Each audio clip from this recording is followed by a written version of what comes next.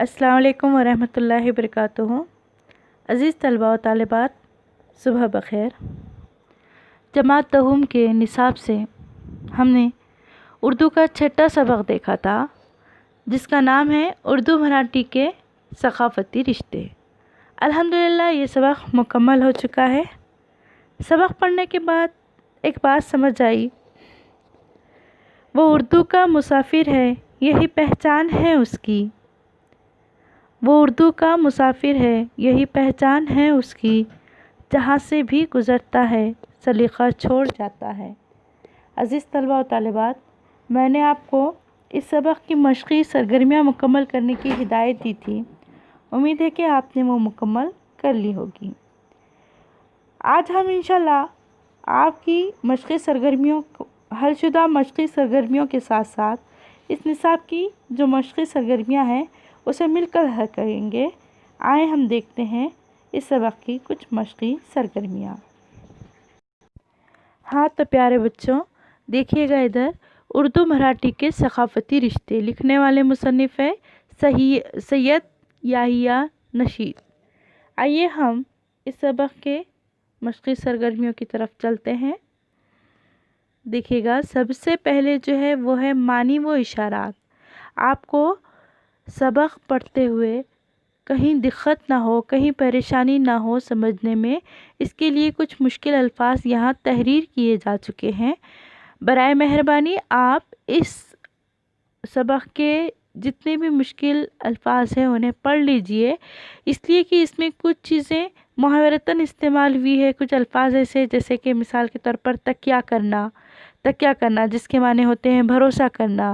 تو یہاں پر جب تک کہ ہم پڑھیں گے نہیں ہمیں سمجھ نہیں آئے گا، اس لیے آپ تمام الفاظ کے معنوں کو سمجھیے، اسے پڑھیے تاکہ آپ کو سہولت ہو سکے، آسانی ہو سکے۔ ٹھیک ہے، یہاں بھی ہے بےخونی کرنا، یہ بھی محاورہ ہے، یعنی خاتمہ کر دینا، جڑ سے اکھاڑ پھینکنا وغیرہ معنی ہوتے ہیں اس کے۔ اس کے بعد ہے، دیکھیے گا یہاں پر چند اور الفاظ۔ ٹھیک ہے، تو ہم آگے بڑھتے ہیں، دیکھیں گے یہاں مشقی سرگرمیاں کون کون سی ہے، جس میں سے پہلا جو سوال ہے یا پہلی جو سرگرمی ہے وہ ہے سبق کا بغور مطالعہ کیجیے اور سرگرمیوں کو ہدایت کے مطابق مکمل کیجیے۔ یہاں پر آپ کو سبق کا مطالعہ کرنا ہے، اس کے بعد دی گئی سرگرمیاں مکمل کرنی ہے۔ تو پہلا والا جو سوال ہے یا پہلی سرگرمی ہے وہ کچھ اس طرح سے ہے کہ ذیل کے بیانات میں سے صحیح بیانات کو نقل کیجیے۔ ذیل کے جتنے بیانات دیے گئے ہیں نا، ان میں سے جو صحیح ہے وہ آپ کو لکھنا ہے۔ صحیح ہے یا غلط جو سوال آتا ہے اس طرح کا یہ سوال ہے۔ تو دیکھیے یہاں پر سب سے پہلا ہے، سازگار ماحول میں ہندو مسلمان ایک دوسرے کو سمجھنے اور ایک دوسرے کے عقیدوں کا احترام کرنے لگے تھے۔ تو یہاں یہ بیان کیا ہے؟ صحیح ہے، اس لیے یہ جوں کا توں لکھ دیا جائے گا سمجھنے کے اعتبار سے۔ اس کے بعد اگلا ہے، صوفی سنتوں نے ظاہری رنگ ڈھنگ کو روشن کرنے کی سعی کی۔ دوسرا جو ہے، صوفی سنتوں نے ظاہری رنگ ڈھنگ کو روشن کرنے کی سعی کی۔ تو یہاں پر یہ جو دوسرا والا بیان ہے یہ بیان غلط ہے۔ درست بیان ہوگا، صوفی سنتوں نے باطن کو روشن کرنے کی سعی کی۔ باطن یعنی اندرونی، ظاہری نہیں تھا، بلکہ یہاں پر ظاہری کے بجائے ہم کیا لکھیں گے؟ ظاہری۔ ظاہری جو ہے اس کے بدلے ہم کو لکھنا ہوگا اندرونی۔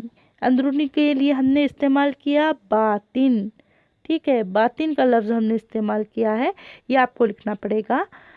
اب آتے ہیں ہم اگلے بیان کی طرف۔ اگلا بیان ہے آپ کا، یہ غیر مسلم بادشاہ تمام مجرموں کو شریعت کے مطابق سزا دیتے تھے۔ تیسرا بیان بھی غلط ہے، تیسرا بیان بھی غلط ہے، بلکہ یہاں پر درست بیان کیا ہوگا؟ جو غلط ہے اس کو درست کر کے لکھنا ہے ہم نے۔ درست بیان ہوگا، یہ غیر مسلم بادشاہ مسلمان مجرموں کو شریعت کے مطابق سزا دیتے تھے۔ تو یہاں پر دیکھیے گا کیا بتایا گیا آپ کو؟ تمام مجرموں کو، تمام، جبکہ تمام کے بجائے ہم نے کیا لکھنا ہے یہاں پر؟ لفظ تمام ہٹا کر مسلمان۔ ہم نے کیا لکھنا ہے یہاں پر؟ مسلمان۔ یہ آپ کی بیاض میں لکھیے گا، کتاب میں مت لکھنا، کتاب میں میں نے آپ کو سمجھانے کے لیے استعمال کیا ہے اپنی تحریر کا۔ تو یہاں ہم نے لکھنا ہے تمام کے بجائے مسلمان، جبکہ ظاہری کے بجائے ہم نے باطن کا استعمال کیا تھا۔ اسی طرح سے اب اگلا بیان ہے، شعر کا ایک مصرع مراٹھی اور دوسرا مصرع اردو کا ہو تو اسے صنعت تلمی کا شعر کہا جاتا ہے۔ تو یہ بیان صحیح ہے۔ تیسرا کیا ہے؟ صحیح بیان ہے۔ شعر کا ایک مصرع اگر یہ جو چوتھا ہے بیان یہ صحیح ہے کہ شعر کا ایک مصرع مراٹھی اور دوسرا مصرع اردو کا ہو تو وہ صنعت تلمی کہلاتا ہے۔ اگلا ہے پانچواں، سنت تکارام مہاراج نے آپ صلی اللہ علیہ وسلم کی عقیدت میں ایک نعت لکھی تھی۔ پانچواں بیان سنت تکارام مہاراج کہا گیا ہے، غور سے سنیے گا۔ آپ صلی اللہ علیہ وسلم کی عقیدت میں ایک نعت لکھی تھی۔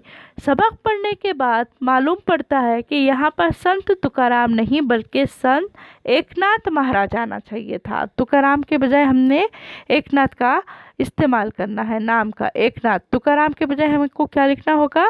ایک ناتھ۔ سنت تو ہے لیکن ایک ناتھ نام کے، ایک ناتھ،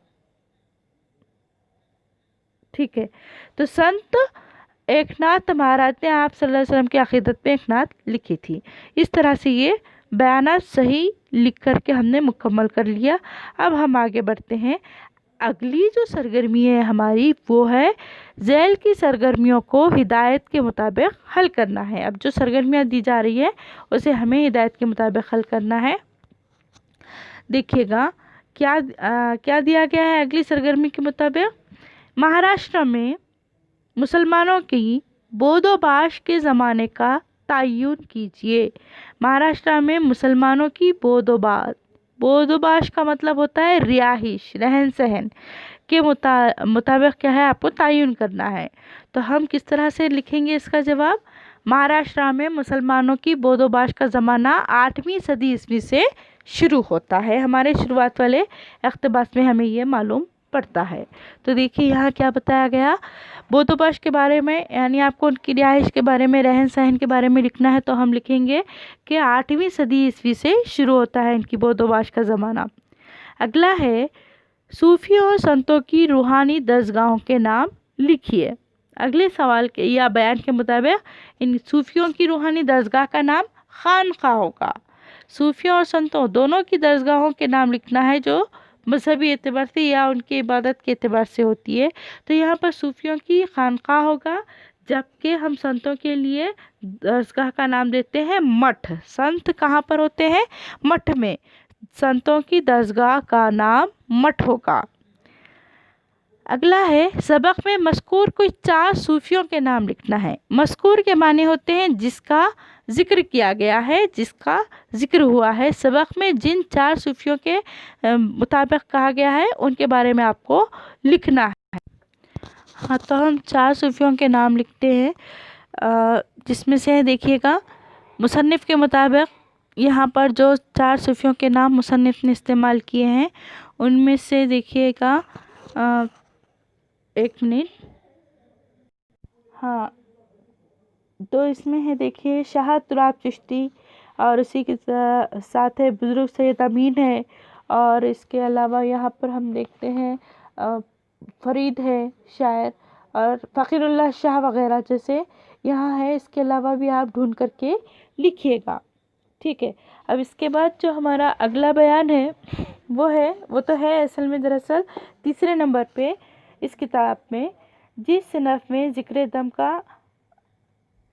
کا تذکرہ ہے اس کا نام لکھیے۔ ایسی صنف کا نام لکھنا ہے جس میں ذکر دم کا تذکرہ ہوتا ہے۔ ڈھونڈیے گا آپ نے اور لکھنا ہے آپ کو ذکر دم کے بارے میں۔ تو دیکھیے ادھر ایسی صنف جس میں ذکر دم کا تذکرہ ہوتا ہے تو کون سی ہے وہ ہوگی پھگڑی نامے، جس میں اللہ ہو کا جو آواز نکلتی ہے۔ اس کے بعد ولبھ رائے گووند کے دور حکومت کے پس منظر میں ہرمن کی حقیقت بیان کیجیے۔ ولبھ رائے گووند کے دور حکومت میں پس منظر میں ہرمن کی حقیقت کیا ہے وہ آپ کو بیان کرنا ہے۔ تو کیا ہوگا؟ ولبھ رائے گووند کے دور حکومت میں مسلمانوں میں شرعی امور کی بجا آوری کے لیے مسلمان ناظم مقرر کیا جاتا تھا، جسے مقامی زبان میں ہرمن کہتے ہیں۔ یہ آپ نے اتنا لکھنا ہے، ہرمن کو آپ کو وابین میں لکھنا پڑے گا۔ اس کے بعد آپ کا اگلا سوال ہے، صوفی سنتوں کے لیے استعمال کیے جانے والے دوسرے الفاظ لکھیے۔ صوفی سنتوں کے لیے استعمال کیے جانے والے الفاظ کون کون سے ہیں وہ آپ کو لکھنا ہے، بتانا ہے۔ تو دیکھیے گا یہاں پر کون کون سے الفاظ یہاں استعمال کیے جاتے ہیں، تو دیکھتے ہیں ہم۔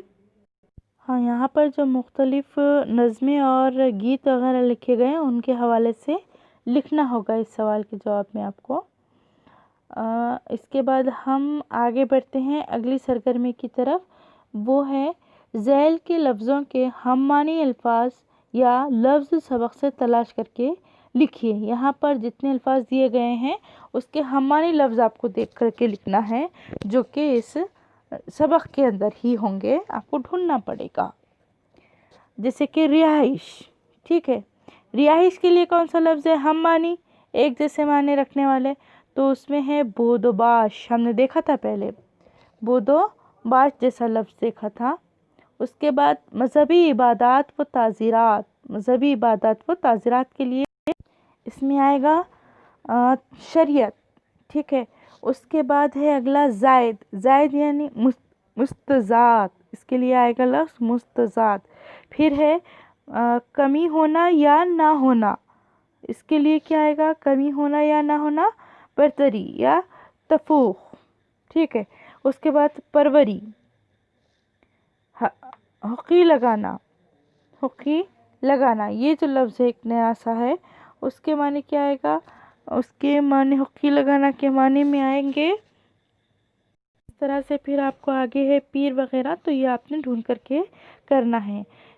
اس کے علاوہ میں نے آپ کو جو ہے صرف 6-7 کچھ تو بتائی ہوں، صوفی سنتوں کی 6 جو ہے سرگرمیاں بتائی تھی میں نے مکمل کر کے۔ بقیہ کی جو سرگرمیاں ہیں وہ آپ نے خود کرنا ہے، یعنی 7 سے لے کے 13 تک۔ جیسے صوفی شاعر شیخ محمد کے شعر کا مطلب بیان کیجیے، یا مصنف کے مطابق صنعت قلمی کے استعمال کا سبب، یہ ساری جو ہے سو آپ لکھنا ہے، خود سے لکھنا ہے، کیونکہ یہ کتاب میں موجود ہے۔ ہاں، بس شرط یہ ہے کہ آپ کو سبق پڑھنا پڑے گا۔ اب اس کے بعد دیکھیے گا اگلی جو سرگرمی ہے وہ ہے گروہ الف سے، گروہ الف میں مصنفین کے نام دیے ہوئے ہیں، جبکہ گروہ بے میں کتابوں کے نام ہیں، تو آپ کو مناسب جوڑیاں لگانی ہیں، 2 گروہ سے مناسب جوڑیاں لگانی ہیں، اور صحیح طریقے سے جوڑیاں آپ کو بنانی ہوئیں۔ آپ یہاں پر صرف ڈائریکٹ ایرو نہیں کریں گے، بلکہ آپ کو جوڑیوں کو سمجھ کر لکھنا ہوگا۔ تو آئیے ہم دیکھتے ہیں، سب سے پہلا ہے سید امین۔ سید امین انہوں نے کون سی کتاب لکھی تھی؟ سید امین صاحب نے، وہ دیکھیں گے ہم۔ ان کے لیے ہے مجذوب السالکین، مجذوب السالکین، سید امین صاحب کی جوڑی میں مجذوب السالکین۔ سنت رام داس سوامی، اگلا کیا ہے؟ سنت رام داس سوامی، ان کا ہے مناچے شلوک، مناچے شلوک بالکل انہی کے سامنے ہی ہے، مناچے شلوک۔ اس کے بعد شاہ تراب چشتی، شاہ تراب سے من سمجھاون، ان کا کیا ہوگا؟ من سمجھاون۔ پھر ہے خواجہ بندہ نواز گیسو دراز، ان کا ہوگا شکار نامہ، ٹھیک ہے، تو یہ آپ کو سمجھ کے کرنا ہوگا۔ اب ہم آگے بڑھتے ہیں، ذیل کے لفظوں کے ہمارے جو ہم نے ابھی مکمل کیے، اس کے بعد ہم نے یہاں پر ایک اور خاکہ یا چوکور مکمل کرنا ہے، جس میں سے مسلمان ناظم، مسلمان ناظم کے لیے کیا آئے گا یہاں پر، یہ سمجھ کے ہم نے لکھنا ہے۔ تو آئیے ہم کوشش کرتے ہیں مل کر سمجھ کر لکھنے کی۔ تو دیکھیے یہاں پر پہلا ہے مسلمان ناظم، مسلمان ناظم کے لیے بنے گا مسعودی اور یاقوت، وہ مسلمان ناظم کو یہاں پر ہرمن کہتے ہیں، کیا کہتے تھے؟ ہرمن یا ہرمن، تو دیکھیے یہاں پر ہرمن۔ اس کے بعد اگلا ہے آپ کا، اگلا ہے دیکھیے مراٹھی صوفی شاعر، مراٹھی صوفی شاعر کے لیے شیخ محمد کا نام آتا ہے، مراٹھی صوفی شاعر، مراٹھی صوفی شاعر، یہاں پر ہم شیخ محمد کا نام لکھتے ہیں، انہوں نے اپنی مراٹھی نظموں میں صوفیانہ شاعری کی ہے۔ शेख मोहम्मद। ठीक है। उसके बाद अगली खाली जगह में है, देखिएगा अगली खाली जगह मराठी संत शायर। मराठी संत शायर का नाम हम अच्छी तरह से जानते हैं, कौन होंगे वो हमें पता है, हमने मराठी में भी पढ़ा था, फिर हम यहाँ भी पढ़ते हैं। देखिए उनका नाम है एकनाथ महाराज। एकनाथ महाराज। एकनाथ महाराज।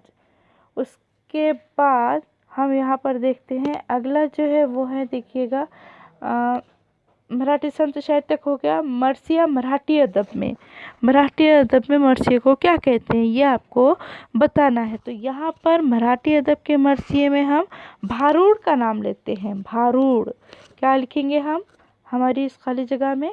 भारूड। ठीक है, भारूड। देखिए इधर मैं लिख रही हूँ भारूड, भारूड। उसके बाद अगला है हमारा,